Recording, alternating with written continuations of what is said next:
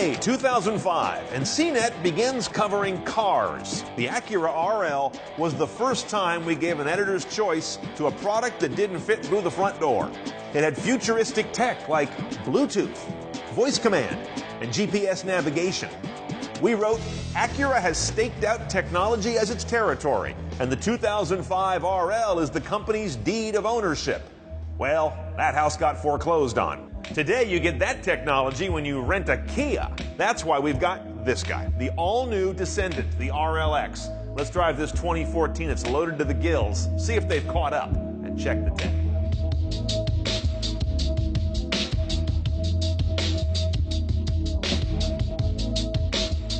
The main styling cues are the standard LED headlights. You don't see those very often.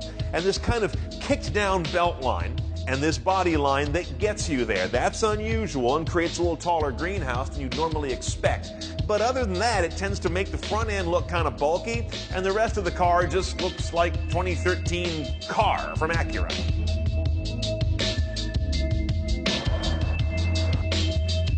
Okay, first thing you notice in the RLX is something that no other car has, not to this degree. Two LCDs, both roughly in the mid-size class. Navigation is what you see right now on the top. This is what's new, where you would normally have this forest of Acura buttons. They've cleaned it up and given you a constantly morphing, contextually sensitive control panel on the second one. But that's where things start to get a little wandery and weird. The relationship between this screen and the one above it will change in ways that aren't consistent to my mind. Right now I've got audio controls and some audio information here with climate at the bottom, an awful lot like the same physical climate buttons just below it. That seems a little redundant. But if I go to the audio mode, now I've got audio taking up the upper screen as well as the lower screen, and again, quite a bit of redundant information going on between here and here. Where this does succeed is a couple places. First of all, only having contextually sensitive buttons means that you can have larger ones because you only have the ones you need at a time instead of these little fiddly ones that Acura is known for. I also like this. This is a shortcuts menu here that is sort of a clipboard. You can shortcut any number of vehicle settings or menus into this area. I will say that these two screens are beautiful looking now. Acura has completely redesigned what they do on LCDs, except when you go here. That's the same map basically we've been seeing for 7 or 8 years in Acura Honda products, which brings us to entering an address. Now here's where things get goofy. I go to nav, I go to menu, I hit address, and you can see I still have to enter things by bucket. Tell it the city, then tell it the street, then tell it the house number. And this is madness. 2 alphabetic displays to enter the address. One's QWERTY, one's roly-scrolly. This is absurd.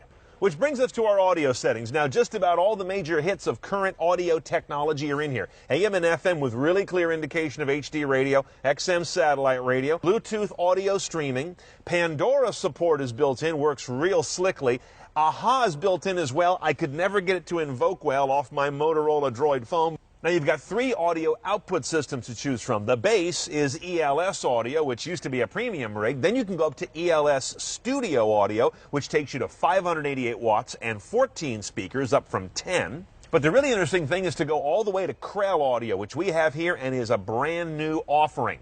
You still have 14 speakers around the cabin, but they're made of exotic materials, some kind of fiber that's stronger than Kevlar. You've got these metal grills on the actual speakers. They say they buzz less than plastic. And what may be the hottest looking triple driver cabinet I've ever seen in a production car, living back there on the back shelf. Never mind what it looks like, it sounds tremendous.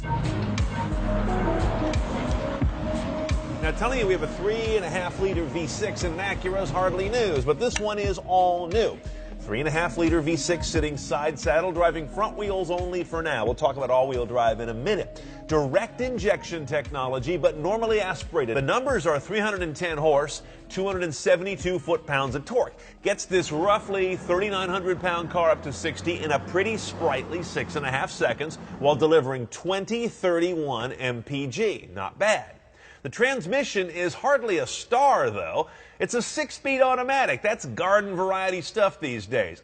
What's interesting about this engine as well is that it's got active cylinder management. So it can, through electronic and mechanical means, go from 6 to 4 to even 3 cylinders, and in between those configurations, on the fly, depending on how much power it needs. So when you're cruising on the highway, you're not driving a V6, you could be driving a V3. Now, what this car does have at all four wheels, that you may have noticed on that badge on the rear, is four-wheel steering.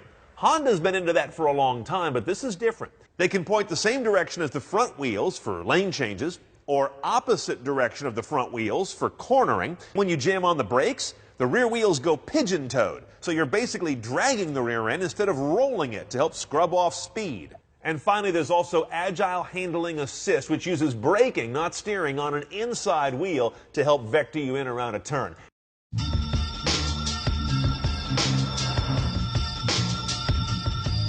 Now, the first thing I notice about the RLX is, while it's not overwhelming in any way on paper, I love this powertrain. This engine comes on with power when you step on the gas. I can't tell you how many cars instead choosing to set up a committee of sensors and servos and semiconductors to think about it for a moment. I also think part of what makes this car nice to drive is the effortless nature of it. I attribute a lot of that to this all-wheel steering technology. No matter what you do, whether it's a short turn like this or whether you're parking or doing a lane change, it's pretty effortless, but it gets there without being over-assisted. It gets there by being fleet of foot. Handling's a little tubby. I mean, here in this corner, I got too much lean, and as I come back around, a little bit of slop going this way. You hit the sport button and you do not sportize the suspension. All you do is recurve the powertrain response. It doesn't do anything for body roll and such. Now, let's go on the freeway and get a little taste of one of the most self-driving cars you can buy today. This guy. I've got adaptive cruise enabled here, and that brings on lane keep assist. I'm going to set my adaptive cruise speed, and now the car is handling the throttle, maintaining speed, maintaining distance, operating the brakes, and it's also steering. It just read the curve in the road, left, now right. It is maintaining the lane that is not straight, not me. Now, by the way, if you keep your hands off the wheel, even though I was just an inch away, for too long, it blasts a big old warning up there on the dash. It knows you're not driving by the lack of input on the wheel, so it's not encouraging you to do that.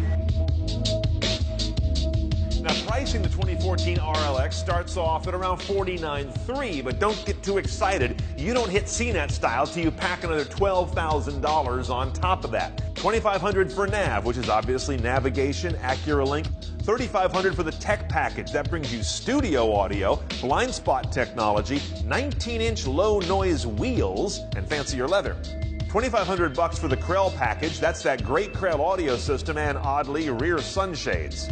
Finally, add $3,500 on top of all of that for the advanced package, and that's going to bring you the adaptive cruise, lane keep assist, and collision mitigating braking system. Basically all the self-driving stuff, but that's also the way that you get into heated and cooled seats and parking sensors. There's a lot of bundling going on here to bristle at.